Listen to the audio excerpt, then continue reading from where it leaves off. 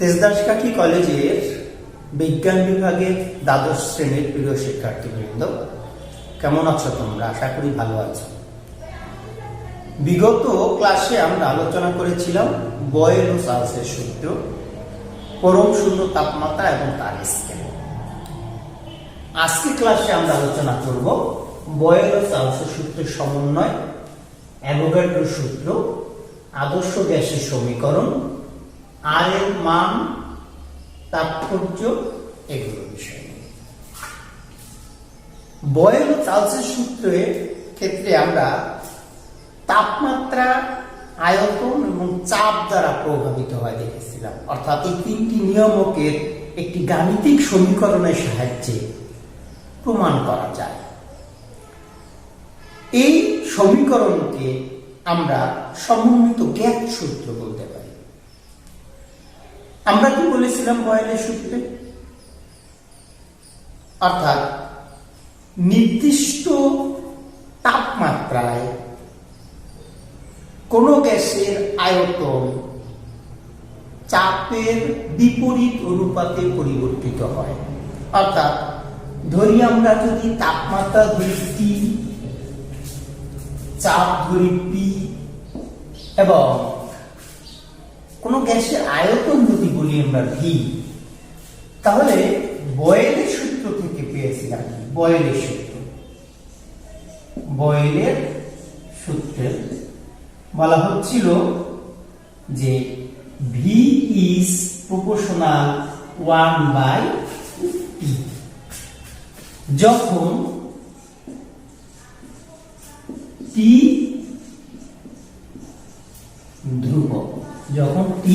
ধ্রুবক, চার্লসের সূত্রে ছিল কি? চার্লসের সূত্রে আমরা পেয়েছিলাম চার্লসের সূত্রে V is proportional T, V is proportional T। যখন সেক্ষেত্রে কি P ছিল আমাদের ধ্রুবক। তাহলে আমরা এটাকে যদি 1 নং সমীকরণ আর এটাকে যদি 2 নং সমীকরণ বলি, এই 1 ও 2 নং সমীকরণ থেকে আমরা কি পাই? দেখো, 1 ও 2 নং সমীকরণ থেকে আমরা বলতে পারি V is proportional 1/P গুণ T, 1/P গুণ T। এখন এই ক্ষেত্রে কিন্তু কি হবে? T এবং P উভয় পরিবর্তনশীল। কি হবে? উভয় পরিবর্তনশীল হবে।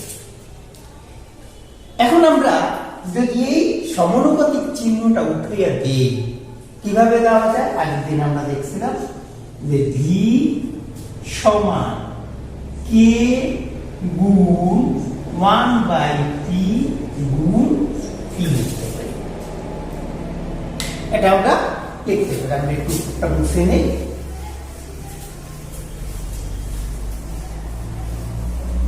এখন এখান থেকে কি লেখা যায়?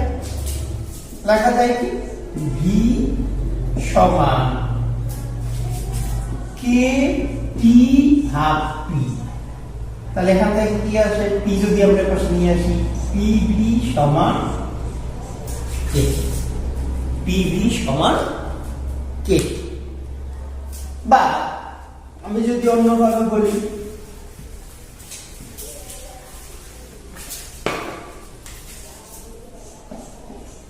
PV ভাগ T সমান K। তাহলে এখান থেকে কি বলা যায়?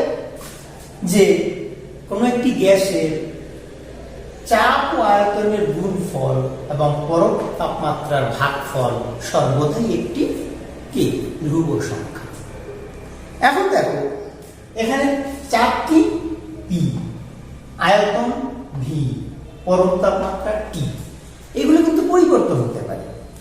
যদি চাপ পরিবর্তন হয়ে যথাক্রমে কি হয়? P1, P2, P3 এরকম হয়, তাহলে কি হবে? আয়তন পরিবর্তন হয়ে V1, V2, V3 এরকম হবে। তাহলে তাপমাত্রা পরিবর্তন হলে কি হবে? T1 T2 T3 এরকম হবে। তাহলে আমরা কি লিখতে পারি? এটার আলোতে আমরা কি লিখতে পারি? P1 V1 বা T1 সমান K। আবার P2 V2 ভাগ T2 সমান K। P3 V3 ভাগ T3 সমান K। সবগুলোকে আমরা কিন্তু এই সমীকরণ অনুসারে লিখতে পারি। তো এখান থেকে কি লেখা যায়? অতএব আমরা কি লিখতে পারি? P1 V1 বাই T1 সমান P2 V2 ভাগ T2 সমান P3 V3 ভাগ T3 সমান, আমরা এটাকে n যদি বলি তাহলে Pn Vn ভাগ Tn সমান, সবগুলো হবে কি হবে? লেখা যায়? তাহলে এই যে সমীকরণটি আসছে, এই সমীকরণ থেকে আমরা কি লিখতে পারি? আমরা লিখতে পারি P1 V1 ভাগ T1 সমান P2 V2 ভাগ T2। এই সমীকরণ থেকে কিন্তু কতগুলো অঙ্ক আছে, অর্থাৎ কোনো একটি গ্যাসের প্রাথমিক চাপ, আয়তন, পরম তাপমাত্রা এবং পরিবর্তিত চাপ আয়তন জানা থাকলে পরম তাপমাত্রা, পরিবর্তিত পরম তাপমাত্রা নির্ণয় করা যায়। অর্থাৎ এই 6টি রাশির মধ্যে যদি আমরা 5টি রাশি জানি তাহলে একটা রাশি আমরা নির্ণয় করতে পারব। তো এই ক্ষেত্রে PV সমান KT, এই যেটা আমরা বলছিলাম PV সমান KT, এই সমীকরণটিকেই বয়েল ও চার্লসের সূত্রদ্বয়ের সমন্বিত সূত্রের সমীকরণ বলা হয়। প্রিয় শিক্ষার্থীবৃন্দ, আমরা এবারে যাব অ্যাভোগাড্রোর সূত্র। বয়েলের সূত্র দেখলাম, চার্লসের সূত্র দেখলাম, বয়েল চার্লসের অ্যাভোগাড্রো সূত্রের সমন্বয় দেখলাম। এবারে আমরা যাব সেটা হচ্ছে অ্যাভোগাড্রো সূত্র। বিজ্ঞানী অ্যাভোগাড্রো 1811 সালে, কত সালে? 1811 সালে একটি সূত্র প্রদান করেন। সেক্ষেত্রে স্থির তাপমাত্রা ও চাপে গ্যাসের আয়তন ও অণু সম্পর্কিত একটি সূত্র। সূত্রটা কি? স্থির তাপমাত্রা ও চাপে সমান আয়তনের সকল গ্যাসের সংখ্যক অণু থাকে এবং তিনি সূত্রটা দেন V is proportional N। সেটা কি? V is proportional N। এখন এই ক্ষেত্রে তাহলে স্থির কি থাকবে? স্থির থাকবে P এবং T, এটা থাকবে স্থির। তো এই ক্ষেত্রে নিশ্চয়ই একটি বিষয় আসে যে আসলে মোল বলে একটা কথা আছে। কোন মৌলিক বা যৌগিক পদার্থের গ্রামে প্রকাশিত পারমাণবিক ভর বা আণবিক ভর সংখ্যাকে বলা হয় মোল বলে। যেমন কি অক্সিজেনের আণবিক ভর 32, সুতরাং আমরা কি বলতে পারি? 32 গ্রাম অক্সিজেনকে আমরা 1 মোল অক্সিজেন বলতে পারি। আর কোন গ্যাসের 1 মোল কর্তৃক দখলকৃত আয়তনকে আমরা বলবো মোলার আয়তন, যেটার মান কত? 22.4 লিটার। কত? 22.4 লিটার। অ্যাভোগাড্রো সূত্র দেওয়ার পাশাপাশি বিজ্ঞানী অ্যাভোগাড্রো একটা সংখ্যা প্রদান করেন, অর্থাৎ সকল পদার্থের 1 মোলে নির্দিষ্ট সংখ্যক অণু থাকে। এই নির্দিষ্ট সংখ্যাটাকে উনি বলছেন অ্যাভোগাড্রো সংখ্যা। এই সংখ্যাটাকে বলা হচ্ছে অ্যাভোগাড্রো সংখ্যা এবং সেটাকে NA দ্বারা প্রকাশ করা হয়। N এর মান কত? 6.023 গুণ 10⁻23, অর্থাৎ এতটি অণু বা মোল, এতটি অণু বলতে পারি, পরমাণু বলতে পারি। হ্যাঁ, তাহলে এটা হচ্ছে অ্যাভোগাড্রো সংখ্যা। অ্যাভোগাড্রো সংখ্যা, তাহলে উনি কি বলছেন যে সকল পদার্থের, সেক্ষেত্রে কি কঠিন, তরল বা গ্যাসীয় যে কোনো পদার্থই হোক না কেন, 1 মোলে এই পরিমাণ অণু থাকবে। এটা হচ্ছে অ্যাভোগাড্রো সংখ্যা। প্রিয় শিক্ষার্থীরা, আমরা এবারে যাব আদর্শ গ্যাসের সমীকরণটা কি। আদর্শ গ্যাসের সমীকরণ প্রতিপাদন করতে গেলে আমাকে 3টি সূত্র, অর্থাৎ বয়েলের সূত্র, চার্লসের সূত্র এবং অ্যাভোগাড্রো সূত্র জানতে হবে। এই 3টি সূত্র যদি সমন্বয় করতে পারি তাহলেই আমাদের হয়ে যাবে কি আদর্শ গ্যাসের সমীকরণ প্রতিপাদন। তাহলে আমরা 4টি বিষয় বলি, সেটা কি? একটি নির্দিষ্ট ভরের গ্যাসের আয়তন যদি হয় ভি, চাপ যদি হয় পি, পরম তাপমাত্রা যদি হয় টি এবং মোল সংখ্যা যদি হয় এন, তাহলে আমরা কি বলতে পারি? বয়েলের সূত্র অনুসারে বলেছিলাম কি ভি ইজ প্রপোর্শনাল 1/p, এটাকে আমরা বলি 1 নং সমীকরণ। চার্লসের সূত্রে বলেছিলাম কি ভি ইজ প্রপোর্শনাল টি, এটা হচ্ছে আমাদের কয় নং সূত্র? 2 নং সূত্র।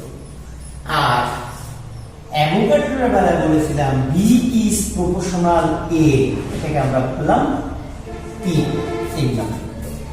এখন এই ক্ষেত্রে কি হয়? বয়েলের সূত্রের ক্ষেত্রে কি হবে? টি স্থির, চার্লসের সূত্রে ই স্থির এবং অ্যাভোগাড্রোর সূত্রের ক্ষেত্রে কি পি এবং টি উভয় স্থির। এই 3টি সমীকরণকে যদি আমরা একত্র করি তাহলে কি আমরা পাই?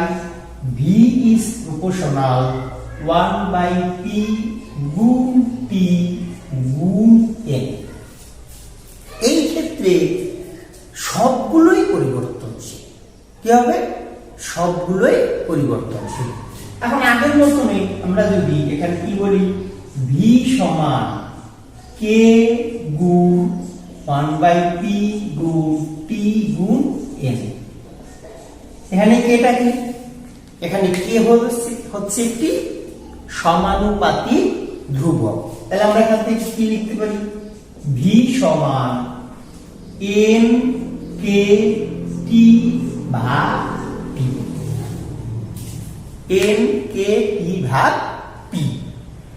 এই যে কে, 1 মোল পরিমাণ গ্যাসের জন্য কে এর মান কি? এই যে কে এর মানকে, এটাকে আর দ্বারা প্রকাশ করা হচ্ছে। এই আর কে বলা হয় কি? বলা হয় মোলার গ্যাস ধ্রুবক বা সার্বজনীন গ্যাস ধ্রুবক। এখন তাহলে আমরা কি করতে পারি? এই কে এর পরিবর্তে আমরা বসাবো আর, তাহলে এন আর টি ভাগ পি। এখান থেকে কি বলতে পারি? পি ভি সমান এন আর টি, এটাকে আমরা হচ্ছে 4 নং সমীকরণ। এই যে 4 নং সমীকরণ নির্ণয় করলাম, অর্থাৎ পি ভি সমান এন আর টি, এটি হচ্ছে এন মোল আদর্শ গ্যাসের কি অবস্থার সমীকরণ এবং এটাই হচ্ছে আদর্শ গ্যাসের অবস্থার সমীকরণ। হলো। এখন যদি আমরা বলি এন যদি হয় 1, এন সমান 1 হলে কি লিখতে পারি? পি ভি সমান আর টি। তাহলে পি ভি সমান আর টি, এটা হচ্ছে কি 1 মোল গ্যাসের আদর্শ সমীকরণ, আর এটা কি এন মোল গ্যাসের আদর্শ সমীকরণ। এখন এভাবে তোমরা আদর্শ গ্যাসের অবস্থান সমীকরণ আসলে নির্ণয় করে দেখাবা। এই ক্ষেত্রে দেখো আমরা একটা নতুন জিনিস ব্যবহার করছি। পূর্বে আনুপাতিক বা সমানুপাতিক ধ্রুবক হিসাবে আমরা বলতাম কে, কিন্তু এখন বলছি কি 1 মোল গ্যাসের ক্ষেত্রে বলছি আর। তা আর কি বলা হচ্ছে? মোলার গ্যাস ধ্রুবক। তাহলে এই যে আমরা বলছি যে আর এর তাৎপর্য এবং এর মান, তাহলে এই যে মোলার গ্যাস ধ্রুবক আর, এই আর এর নির্দিষ্ট মান এবং এর তাৎপর্য আছে। তাহলে আমরা এখন আর এর তাৎপর্য নির্ণয় করব। কি করব? আর এর তাৎপর্য কি এবং আর এর কতগুলো বিভিন্ন এককে মান আছে সেটা আমরা নির্ণয় করব।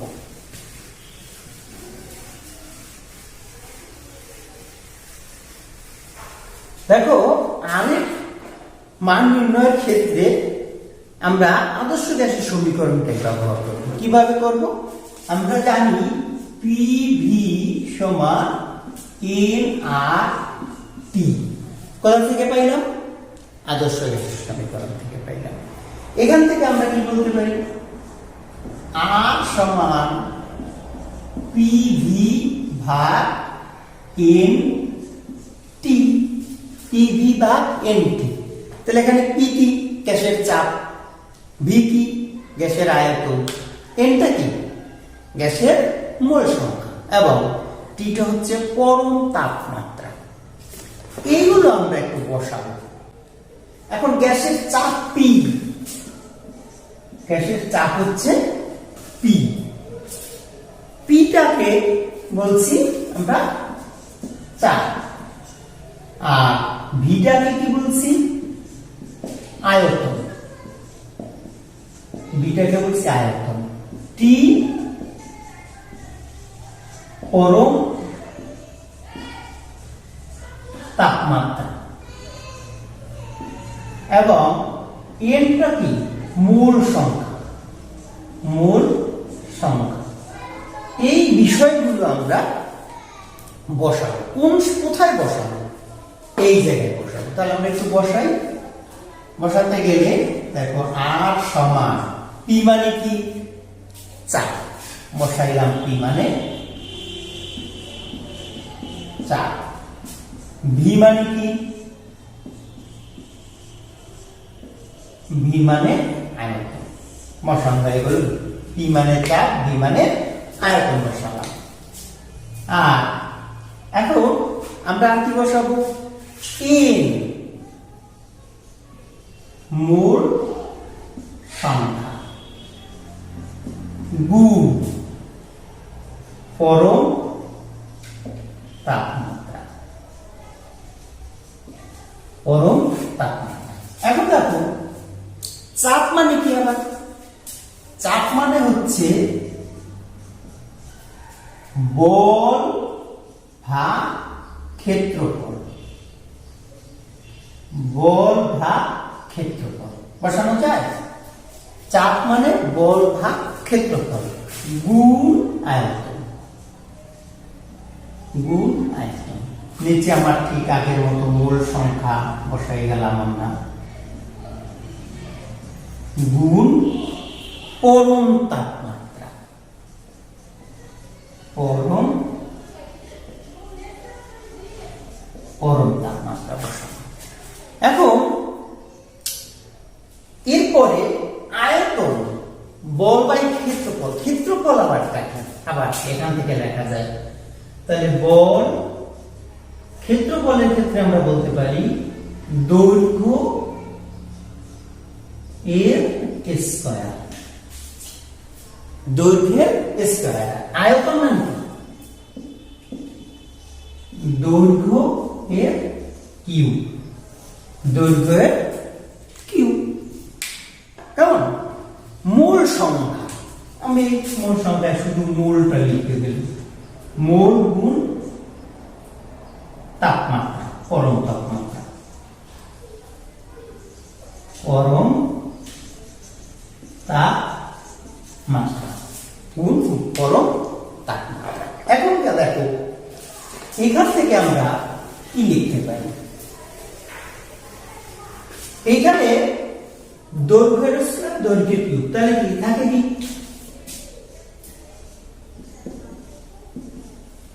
বল গুণ দৈর্ঘ্য ভাগ মোল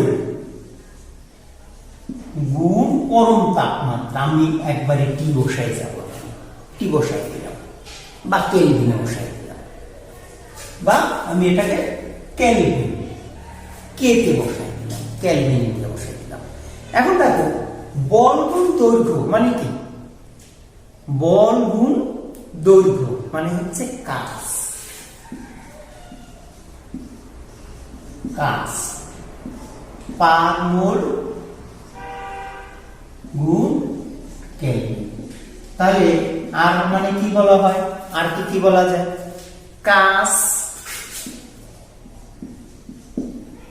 পার মোল পার কেলভিন। অর্থাৎ এখান থেকে আমরা কি বলতে পারি? স্থির চাপে 1 মোল গ্যাসের তাপমাত্রা 1 কেলভিন বৃদ্ধি করলে যে সম্প্রসারণ জনিত কাজ হয়, যে সম্প্রসারণ জনিত কাজ হয় তাকে আর দ্বারা প্রকাশ করা হয়। এটাই হচ্ছে আর এর তাৎপর্য। এখন এই আর এর কতগুলো মান আছে? আর এর বিভিন্ন এককে ভিন্ন ভিন্ন মান পাওয়া যায়। এসআই এককের মান আছে, লিটার অ্যাটমসফিয়ার এককের মান আছে, সিজিএস এককের মান আছে। এসআই এককের মান হচ্ছে 8.314 জুল পার মোল পার কেলভিন। সিজিএস এককে 8.314 গুণ 10⁻⁷ আর্ক পার মোল পার কেলভিন। দেখো মানের প্রায় সম। সিজিএস একক এবং এসআই একক, সিজিএস এবং এসআই এর এককের মধ্যে 10⁻⁷ পার্থক্য। আর লিটার অ্যাটমসফিয়ার এককে 0.0821 লিটার অ্যাটমসফিয়ার পার মোল পার কেলভিন। প্রিয় শিক্ষার্থীবৃন্দ, তোমরা এই অংশটুকু ভালোভাবে আয়ত্ত করার চেষ্টা করো এবং পরবর্তী ক্লাসে আমরা গেলুসকের সূত্র, ডাল্টনের আংশিক চাপ সূত্র এবং মোল ভগ্নাংশ আংশিক চাপের মধ্যে যে সম্পর্ক, এগুলো নিয়ে আলোচনা করব। তোমাদের সবাইকে ধন্যবাদ।